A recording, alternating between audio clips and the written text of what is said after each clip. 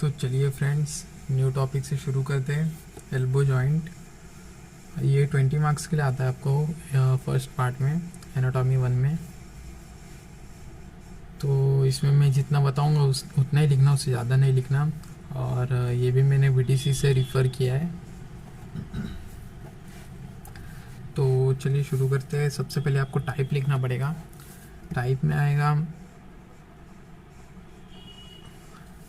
The elbow joint is a uniaxial hinge variety of synovial joint, सबसे पहला point. और फिर it is a joint between lower end of humerus and the upper ends of radius and ulna.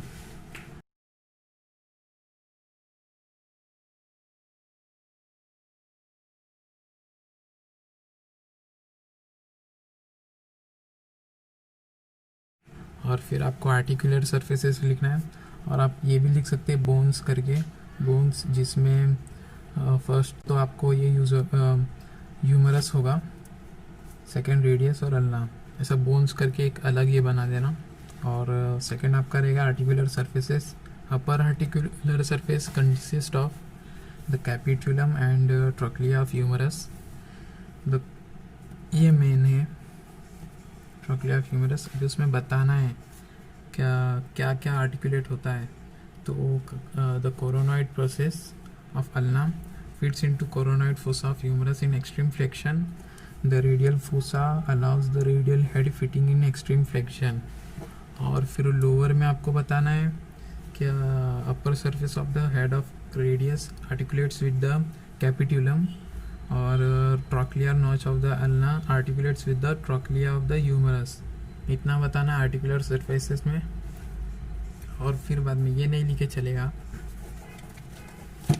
अब आपको बताना है ligaments. Ligaments में बताना है सुपीरियरली। सबसे पहले तो आपको मेन है कैप्सुलर लिगामेंट, वो तो आपको बताना कंपलसरी है। हर जॉइंट्स में वो मिलेगा आपको कैप्सुलर लिगामेंट। तो वो कैप्सुलर लिगामेंट अटैच कहाँ का है वो बताना है। Superiorly it is attach to lower end of the humerus, और inferomedially attached to the margin of the trochlear notch of ulna except laterally। इतना बताना है बस, इतना लिखना है, उससे ज़्यादा नहीं लिखना है।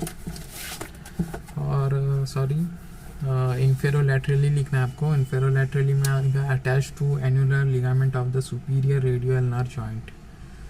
और फिर ये भी पॉइंट ज़रूर इंक्लूड करना हर कैप्सुलर लिगामेंट के लिए, हर जॉइंट के कैप्सुलर लिगामेंट के लिए, कि the synovial membrane lines the capsule and the fossa. ये और इसमें दो जो एक्स्ट्रा लिगामेंट आते हैं वो anterior ligament and posterior ligament. जो एंटीरियर लिगामेंट है वो एंटीरियर साइड, जॉइंट के एंटीरियर साइड को थिकनिंग करता है, और पोस्टीरियर लिगामेंट पोस्टीरियर साइड को थिकनिंग करेगा कैप्सूल के। और ये एक डायग्राम बना लेने का, एकदम इम्पॉर्टेंट डायग्राम, देख लो, आपको बीडीसी में मिल जाएगा। और सेकंड जो रहेगा वो रहेगा हमारा अल्नार कोलैटरल लिगामेंट। तो अल्नार कोलैटरल लिगामेंट में देखो, सबसे पहले तो आपको लिखना triangular in shape, apex attach to the medial epicondyle of humerus, और बेस का बताना आपको अल्ना में अटैच होता है।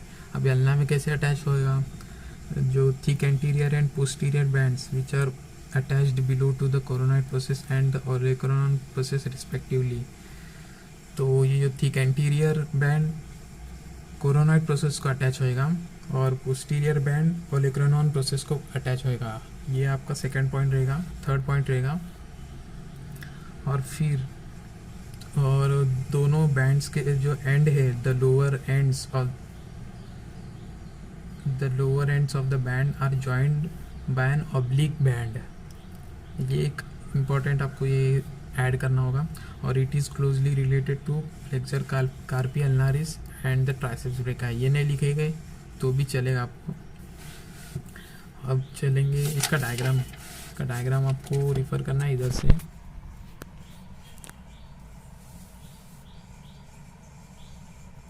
ये डायग्राम बीडीसी में मिल जाएगा आपको, ये आप स्क्रीनशॉट ले लो।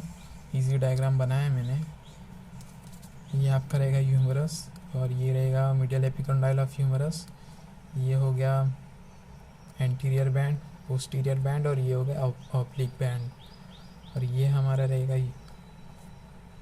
अल्ना, ये कोरोनॉइड प्रोसेस है।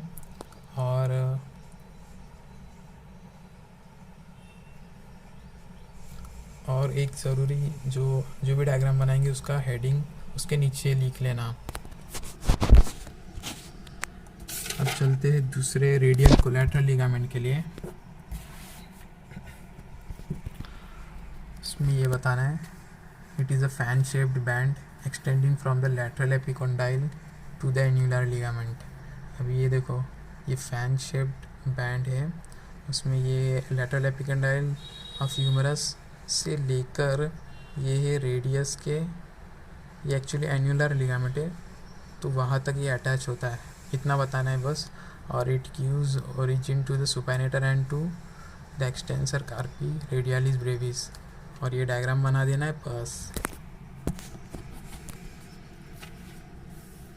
और अभी चलते हैं रिलेशंस की तरफ। रिलेशंस भी बहुत ईजी है इसका, बहुत। Anteriorly brachialis, median nerve, brachial artery and tendons of biceps brachii. तो ये देखिए M BBB ईजी एकदम। मीडियन नर्व, ब्रेकियलिस मसल और ब्रेकियल आर्टरी और बाइसेप्स ब्रेकाई का टेंडन। और पोस्टीरियरली क्या अटैच होगा, रिलेशन क्या रहेगा पोस्टीरियरली, उसका ट्राइसेप्स ब्रेकाई एंड एंकोनियस। ये तो बहुत ईजी है क्योंकि ये दो मसल आपको पोस्टीरियर में ही मिलेगा एल्बो जॉइंट के। और मीडियली में अल्नार नर्व, मीडियल तरफ क्या है, अल्ना है, अल्ना बोन है तो उसकी तरफ अल्नार नर्व मिल जाएगा आपको। और flexor carpi ulnaris and their common flexors. Common flexors आपको मिडियल साइड में मिलेगा और कॉमन एक्सटेंसर्स आपको लैटरल में मिलेगा। Laterally supinator, extensor carpi radialis brevis and other common extensors. Blood supply from anastomosis around the elbow joint, तो ये भी रिफ़र कर लेना, anastomosis around the elbow joint. आप एक काम कर सकते हैं, मैंने फर्स्ट वीडियो बनाई थी टॉप 10 मेडिकल यूट्यूब लेक्चरर्स, उसमें चैनल्स में आप सर्च कर सकते कौन सा आपको सब्सक्राइब करना है। उसमें द चर्सी ऑफ मेडिकल लिटरेचर, उसको ज़रूर सब्सक्राइब करना, वो बराबर बताएंगे आपको। और इसमें अल्नार नर्व, पहले नर्व कौन से, नर्व सप्लाई कौन से इंपॉर्टेंट है, ulnar nerve, median nerve, radial nerve और मस्कुलोक्यूटेनियस नर्व। एकदम ईजी है ये तो, ये हैंड इसमें आते ही है। और मूवमेंट्स भी बहुत ईजी है। फ्लेक्शन जो कि बेंडिंग होता है वो, उसके लिए आपको क्या लिखना है, flexion is brought about by brachialis, biceps brachii और ब्रेकियोरेडियालिस, तीनों मसल का नाम लिख लेना। और extension is produced by triceps brachii and anconeus. ये जो कि पोस्टीरियर रिलेशन है, ये वही दो आपको मसल मिलेंगे। थर्ड जो है आपको क्लिनिकल एनाटॉमी बताना पड़ेगा। क्लिनिकल एनाटॉमी में बहुत ईजी है, उसमें distension occurs posteriorly as capsule is weak here and fluid is aspirated by passing a needle on either side of olecranon process, इतना लिखना है। और डिसलोकेशन तो posterior dislocation is common as the posterior part of capsule is weak. The dislocation is usually associated with a fracture of coronoid process of ulna. Medial epicondylitis, golfer's elbow, ये important है ये दो। इसमें painful condition of the medial side. अब medial side है तो medial side of the elbow due to over stretching of the tendons of long flexors of the forearm occurs common in golf players. और lateral epicondylitis, tennis elbow, occurs common in tennis players. Painful condition of the lateral side of elbow due to overstretching of tendons of origin of long extensors of forearm, इतना लिखना है। और आप 4 लिखेंगे तो बहुत हो जाएगा। फिफ्थ अगर आपको फिफ्थ लिखना है तो फिफ्थ भी लिख सकते हैं आप, माइनर एल्बो जो स्टूडेंट्स एल्बो होता है।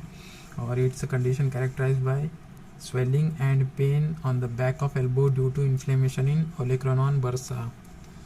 ये 5 पॉइंट आपको इंक्लूड करना है क्लिनिकल एंडोमेनी, इससे ज़्यादा नहीं लिखना है आपको। मैंने बीडीसी से ही बताया है, शॉर्ट करके बताया है आपको मैंने। तो चलिए फिर नेक्स्ट वीडियो में मिलते हैं किसी नई टॉपिक के साथ। लाइक शेयर आपके दोस्त लोग को, मेडिकल दोस्त लोग को ज़रूर शेयर करना अगर वीडियो अच्छा लगा तो।